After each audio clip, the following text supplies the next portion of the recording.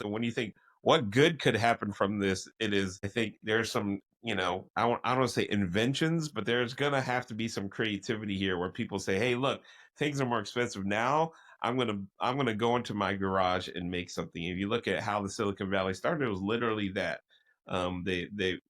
Apple and the semiconductors, all the actual silicon components of chips started in garages back in the day. So that's where I think long term, yes, from 30s to 50s, 60s, 70s is really when the Silicon Valley's roots started growing. And it was started with this. The thing that's really different now is obviously the visas and coming. There was the brain drain then also where we took, people from other countries and brought them in to campuses and universities all over. And they called it the brain drain, to get scholarships and people here to help innovate here in the U.S. But we're not doing that. We're doing the opposite here. We're saying we're blocking the people coming in, and we're really trying to do it all here internally in the U.S. So it's obviously it's going to be different, but I think it will force some creativity. I think it forces us to say, all right, how do we make things? How do we make them cheaper? How do we do things in a way that is beneficial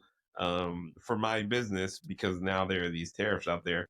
It's easier said than done. Yeah. But like, I'm thinking long term, 20, 30 years down the road, maybe there's some other new company that comes out of this in the US, Google, Apple, HP, all of these big tech giants really were born out of this.